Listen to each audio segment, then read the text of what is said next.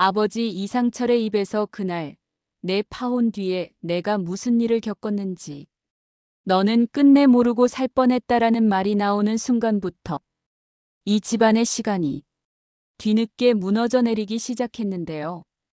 이지혁은 이상철을 찾아가면서도 마음 한구석에 이미 답을 알고 있었던 것 같았습니다. 파혼 이후 자신이 떠나고 난 뒤에 집이 조용히 무너졌다는 걸요. 그런데도 이지혁은 늘 그래왔듯 환경 탓부터 했었더라고요. 비혼주의라는 이름으로 상처받지 않겠다는 핑계로 본인이 선택한 것들을 깔끔하게 정리해버렸습니다. 그리고 그 정리의 끝에 남은 사람들, 특히 이상철이 어떤 대가를 치렀는지는 이제서야 알아버렸고요. 왜 말 안 했냐는 이지혁의 질문이 사실은 분노라기보다 두려움이었겠죠. 이상철은 한참을 망설이다가 담담하게 말합니다. 내가 더 상처받을 게 뻔해서 말 못했다고요. 그 대사가 왜 그렇게 씁쓸했냐면 이상철이 끝까지 아버지로 남아버렸기 때문이었어요. 자기 억울함을 토해내기보다 아들의 감정을 먼저 계산해버리는 사람. 정직하고 고지식하고 남 앞에서 흔들리는 걸 못 견디는 이상철다운 선택이었습니다. 그 앞에서 이지혁은 결국 울었습니다. 죄송하다라고 말하면서요. 그런데 그 울음은 단순한 미안함이 아니라 자신이 얼마나 오래 자기 합리화만 했는지에 대한 고백에 가까웠습니다. 이지혁은 인정해버립니다. 난 계속 핑계만 댔어요. 진짜 잘못했다고 생각 못했어요. 이 말이 나온 순간 이지혁의 비혼주의는 조금 다르게 들렸습니다. 사랑을 거부한 게 아니라 책임을 미뤄온 시간이었을지도 모른다는 느낌이 들었거든요. 이상철은 화를 내지 않습니다. 야단도 치지 않습니다. 대신 말없이 이지혁의 어깨를 토닥여줍니다. 이 집안은 늘 그렇게 감정이 늦습니다. 말은 적고 마음은 뒤늦게 드러나고 그 늦음이 결국 더 큰 상처를 남기기도 하죠. 김다정이 옆에서 아무 말 없이 밥상을 차리고 조옥래가 먼발치에서 상황을 지켜보다가도 애 앞에서 다그치지 말어 같은 한마디로 분위기를 눌러버리고 김장수가 기억을 더듬듯 그냥 가족이란 게 그런 거요라고 중얼거리면 여기서는 누구도 진짜 속내를 끝까지 말하지 못합니다. 그게 이지혁을 만든 방식이었고요. 그런데 이 무거운 화해의 여운이 채가 시기도 전에 이지혁은 또 다른 폭발을 목격해버립니다. 편의점 앞에서 박성재의 차를 본 순간이었는데요. 박성재는 이지혁의 아주 친한 친구입니다. 대학도 인생도 서로에게 버팀목이 되어줬던 친구. 그런데 그 차를 보자마자 이지혁의 속이 이유 없이 서늘해집니다. 괜히 느낌이 안 좋았다고 하잖아요. 이지혁은 그 느낌을 무시하지 못하고 따라가 버립니다. 그리고 그 선택이 결국 모든 걸 터뜨립니다. 차 안에 이수빈이 있었습니다. 이지혁의 여동생 이수빈. 패션 크리에이터로 늘 밝고 애교도 많고 계산에도 밝아서 손해보는 일을 하지 않는, 동시에 성격도 좋고 돈도 많은 남자와 결혼하고 싶다고 말할 만큼 현실적인 이수빈. 그 이수빈이 박성재 옆에 앉아 있었던 겁니다. 이지혁이 화내는 게 이해가 갔습니다. 동생인데 상대는 이혼남이고 게다가 박성재. 집안은 박진석이라는 거대한 권력과 고성희라는 계산적인 욕망이 얽힌 복잡한 구조입니다. 이수빈이 그 집안에 들어간다는 건 연애가 아니라 전쟁에 발을 들이는 거랑 비슷했거든요. 이지혁은 박성재에게 묻습니다. 너 지금 뭐 하는 거야? 박성재는 차분한 척하면서도 흔들리는 눈빛을 숨기지 못합니다. 박성재는 원래 이지혁과 달리 감정을 드러내는 편이 아닌데 그날은 달랐습니다. 지은호는 동경이었을 뿐이야 라고 말하는데요. 문제는 그 말이 진실이냐 아니냐가 아니라 이미 신뢰가 무너졌다는 겁니다. 박성재가 지은호를 짝사랑해왔고 지은호는 이지혁을 짝사랑했고 이 삼각의 긴장 속에서 박성재는 늘 참아왔습니다. 그런데 이제 와서 동경이었을 뿐이라고 말하면 그동안의 마음이 다 자기 방어로 바뀌어 버립니다. 이지혁은 그걸 제일 싫어하죠. 본인도 핑계로 살았으면서 남의 핑계에는 더 예민한 사람입니다. 박성재는 100일만 만나겠다고 말합니다. 딱 100일. 마치 계약처럼요. 그 말이 더 위험했습니다. 사랑이 아니라 실험 같았거든요. 이수빈을 향한 마음이 진심이라면 100일 같은 단위로 자르지 않습니다. 오히려 그 말은 스스로도 확신이 없다는 고백처럼 들립니다. 이지혁이 폭발하는 순간 사실 박성재도 억울했을 겁니다. 박성재 입장에서는 늘 누군가에게 허락을 구하는 삶을 살았으니까요. 박진석의 아들이라는 이유로, 회사 본부장이라는 이유로, 금수저라는 이유로 마음까지 마음대로 하면 안 된다는 시선을 받아왔습니다. 그런데 그날 이지혁이 던진 말은 박성재의 마지막 자존심까지 건드려버립니다. 그리고 결정적으로 이 장면에서 가장 차가운 사실이 드러납니다. 이 사람들 대화는 전부 자기 입장 얘기뿐이었다는 거예요. 그래서 더 부딪힐 수밖에 없습니다. 너는 내 동생을 망친다. 너는 내 마음을 몰랐다. 너는 내 상처만 생각했다. 모두가 자기 얘기만 합니다. 누구도 상대의 두려움을 끝까지 듣지 않습니다. 집으로 돌아온 뒤 이지혁과 이수빈의 대화는 더 잔인했습니다. 이수빈은 울지 않았습니다. 오히려 담담하게 말하더라고요. 이혼해도 상관없을 만큼 좋아. 이 한마디가 왜 그렇게 세게 남았냐면 이수빈이 가진 현실감과 욕망이 그날은 진심으로 바뀌었기 때문입니다. 원래 이수빈은 손해를 보지 않는 사람입니다. 그런데 이수빈은 지금 손해를 계산하지 않고 있었습니다. 욕먹을 걸 알고 집안이 뒤집힐 걸 알고 그래도 멈추지 못한다고 말합니다. 그건 단순한 반항이 아니라 이수빈이 처음으로 내 삶은 내 것이라고 선언하는 방식이었을지도 몰라요. 이지혁은 당분간 연락하지 말라고 합니다. 그 말은 명령이면서도 사실은 부탁입니다. 제발 멈춰줘. 나 이제야 아버지에게 죄송하다고 말했는데 우리 집이 또 깨지는 걸 못 보겠어. 이지혁의 속마음은 그랬겠죠. 하지만 이수빈의 감정은 이미 브레이크가 고장난 상태처럼 보입니다. 이수빈은 결국 혼자 욕먹을 각오를 한 느낌이었고요. 이지혁은 그 각오가 무서웠습니다. 이수빈이 강한 게 아니라 스스로를 던지고 있다는 걸 알아버렸으니까요. 그 와중에 지은호는 또 다른 싸움을 치르고 있었습니다. 지은호는 카페 매니저이자 인테리어 디자이너로 늘 긍정적이고 책임감이 강한 사람인데요. 그런 지은호가 간이식을 마쳤습니다. 그 수술이 어떤 의미였는지, 그리고 왜 고성희가 지은호에게 10억을 쥐어줬는지, 그 장면은 고마움과 부담이 동시에 덮쳐오는 장면이었습니다. 10억이라는 돈은 감사라는 말로 포장되지만 동시에 목줄이 될 수도 있거든요. 고성희는 그런 사람입니다. 가난에서 벗어나기 위해 노력했고 자수성가한 사업가와 결혼해 아이를 낳았지만 남편의 죽음으로 다시 흔들렸고 결국 돈 많은 박진석과 재혼해 신분을 끌어올린 사람. 권력에 대한 욕심이 있고 사람을 관계가 아니라 자원으로 보는데 익숙합니다. 지은호에게 10억을 줬다는 건 끝나지 않은 계산이 있다는 뜻으로도 읽힙니다. 이지혁은 지은호에게 AP 디자인 팀장 자리를 제안합니다. 사실 이지혁 입장에서는 사죄의 방식이기도 했을 겁니다. 내가 줄 수 있는 걸 주겠다. 내가 받으면 우리가 다시 시작할 수 있을지도 모른다. 그런데 지은호는 바로 답하지 않습니다. 지은호가 그럴 수밖에 없는 이유가 분명합니다. 지은호는 이지혁을 오래 짝사랑했고 용기 내 고백했지만 차였습니다. 마음을 꺼내는데 시간이 오래 걸렸는데 거절은 너무 단호했습니다. 그 상처는 일자리로 덮이지 않습니다. 말이 진심 같아 보여도 상처는 기억으로 남아 있습니다. 그리고 지은호는 의미심장한 선택을 합니다.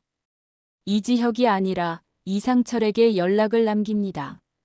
이지혁이 아니라 아버지에게요. 이 선택이 왜 중요하냐면 지은호가 이제 사랑이 아니라 가족을 보고 있기 때문입니다. 지은호는 늘 책임감이 강한 사람입니다. 누군가의 삶을 지탱하는 방식으로 사랑해왔습니다. 지은호가 이상철에게 연락했다는 건 이지혁 개인을 용서할지 말지를 넘어서 이 집안의 중심을 바라보겠다는 뜻처럼 보였거든요. 동시에 지은호 스스로도 변한 겁니다. 예전에 지은호는 이지혁에게 매달렸다면 지금의 지은호는 이상철이라는 인간을 이해하려 합니다. 이지혁을 만든 사람, 이지혁이 늦게라도 미안해할 수 있었던 이유, 그 뿌리와 대화하려는 거죠. 그때 박성재 쪽 집안도 조용히 요동칩니다. 박성재가 박진석에게 연인이 있다고 밝히고 연애 허락을 구합니다. 박진석은 호탕하고 거침없는 상남자 스타일이지만 가족과 회사가 얽히면 이야기가 달라집니다. 고성희가 옆에 있다는 건 더 말할 것도 없고요. 집안 분위기는 냉랭합니다. 박진석은 가문과 회사의 안정이 우선이고 고성희는 그 안정 위에서 권력을 더 쥐려 합니다. 박성재의 연애가 단순한 연애로 끝날 리 없습니다. 그리고 고성희는 끝까지 고성희입니다. 고성희는 이수빈을 찾아가 사실상 이별을 종용합니다. 진짜 사랑이면 상대를 위해 포기해야 한다는 말, 겉으로는 멋있어 보이지만 실은 아주 교묘합니다.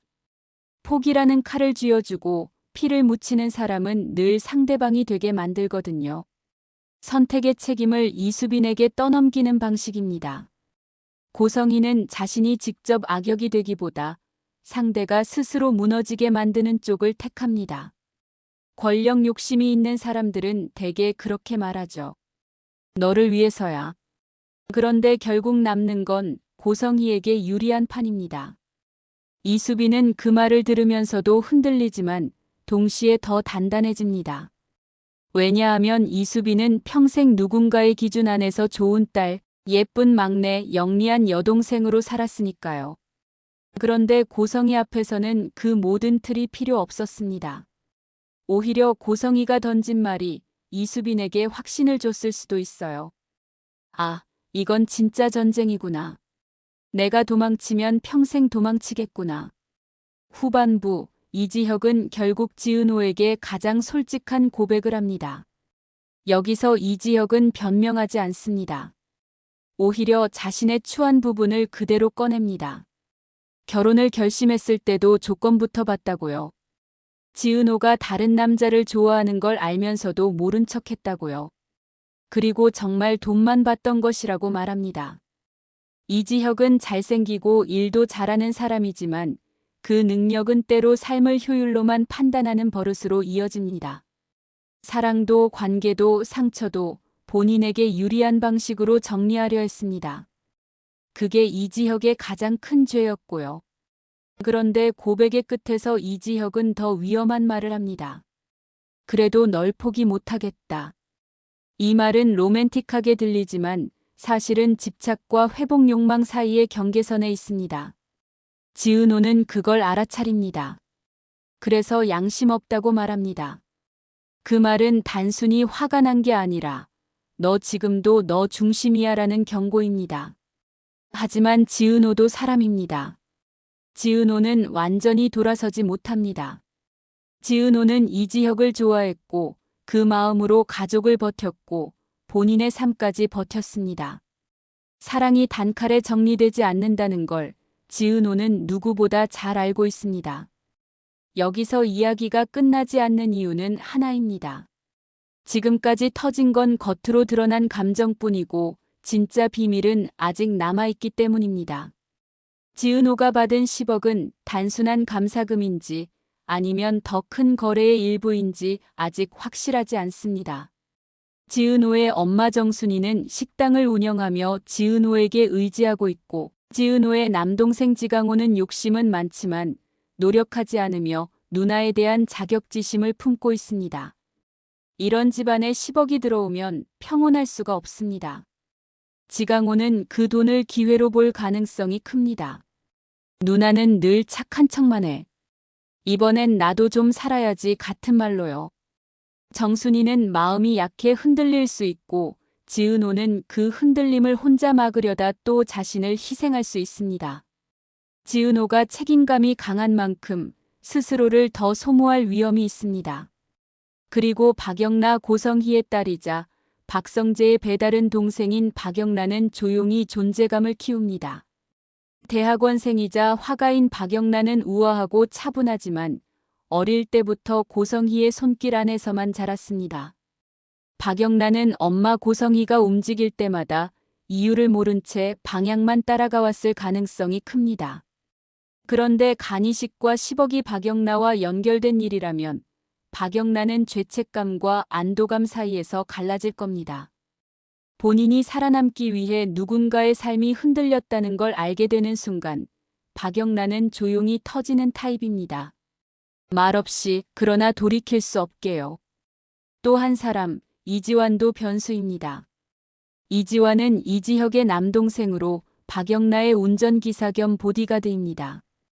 체육학과 출신의 좋은 피지컬 하지만 3년 사귄 여자친구에게 배신당해 삶의 의욕이 떨어져 있는 사람. 이런 이지환은 누군가의 진심에 가장 취약합니다. 지은호의 수술 이후 혹은 박영란 주변에서 벌어지는 일들 속에서 이지환이 예상치 못한 선택을 할 가능성이 있습니다.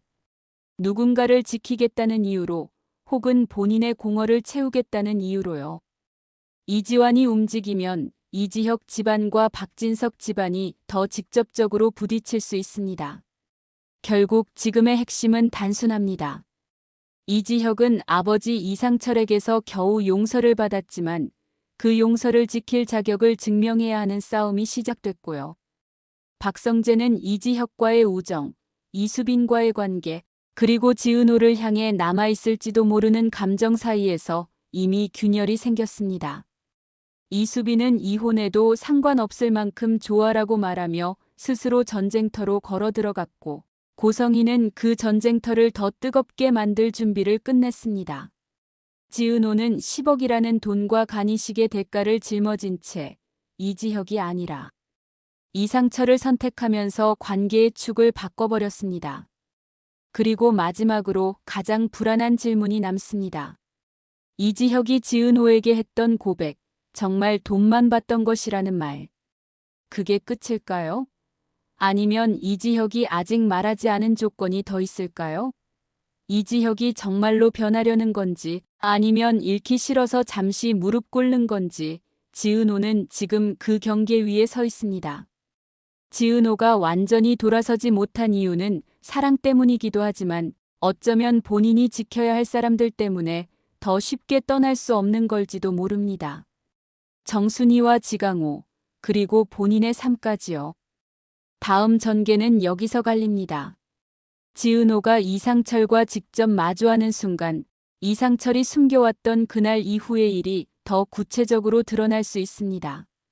그게 단순한 모욕이었는지, 회사나 돈이 얽힌 일이었는지, 혹은 박진석 집안과 연결된 일이었는지에 따라 판이 바뀝니다. 그리고 그 판 위에서 고성희는 결코 가만히 있지 않습니다. 고성희는 늘 그래왔듯 가장 약한 고리부터 흔들 겁니다.